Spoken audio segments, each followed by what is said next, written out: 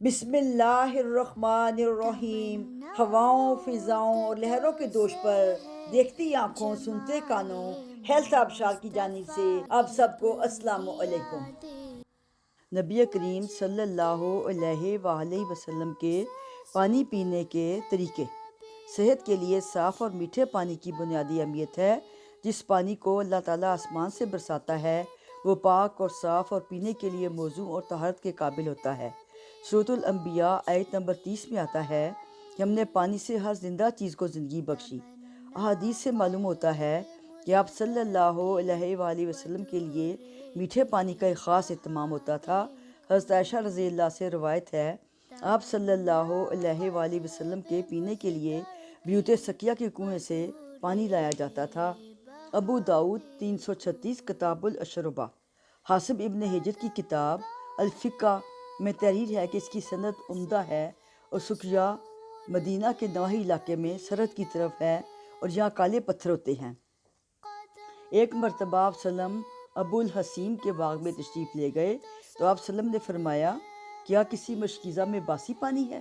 ابو الحسیم نے پانی پیش کیا، آپ سلم نے نوش فرمایا۔ ابن ماجہ حدیث 3432 جلد سوم کتاب الاشربہ صفحہ نمبر 115۔ اسے ابو بخاری نے روایت کیا، اگر مشکیزہ میں باسی پانی موجود ہو تو ہم منہ لگا کر پی لیں۔ بخاری 7710 کتاب الاشربہ۔ ویسے تو پانی بیٹھ کے پینے کا حکم ہے۔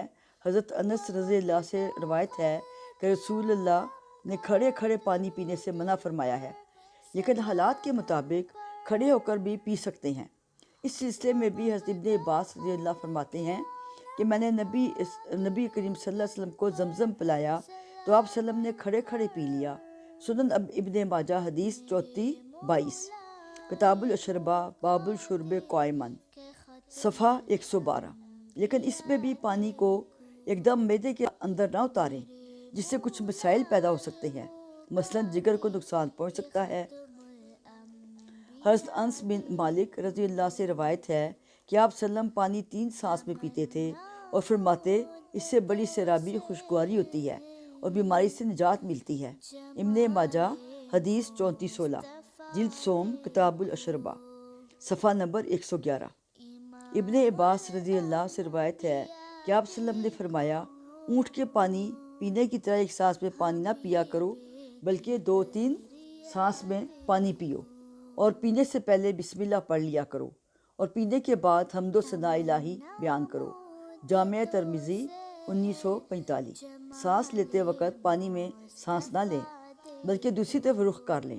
آپ سلم نے پانی یا دودھ میں پھونک مارنے سے منع فرمایا۔ سنن ابو داؤد 329، سنن ابن ماجہ حدیث 3429 جلد سوم کتاب اشربہ صفحہ 114۔ اور رات میں کسی برتن سے نہ پئیں، اگر پینا ضروری ہو تو اسے اچھی طرح دیکھ بھال کر پئیں۔ ہاں، اگر برتن ڈھکا ہوا ہے تو کوئی حرج نہیں۔ امام احمد رحمہ اللہ کے مطابق جب کھانے میں 4 باتیں اکٹھا ہو جائیں تو سمجھو کھانا مکمل ہو گیا۔ کھانے سے پہلے بسم اللہ، کھانے کے بعد حمد باری تعالیٰ، کھانے والوں کی زیادتی، اور بہت سے لوگ ایک ساتھ بیٹھ کر کھانا کھائیں اور کھانا حلال ہو۔ اب ہماری اگلی ویڈیو کا انتظار کریں۔ خوش رہیں، آباد رہیں۔ میری اور میری ٹیم کی جانب سے آپ سب کا شکریہ۔ ہم جلد نئی ویڈیو کے ساتھ دوبارہ حاضر خدمت ہوں گے۔ ہمارا چینل سبسکرائب کریں۔ اللہ نگہباں۔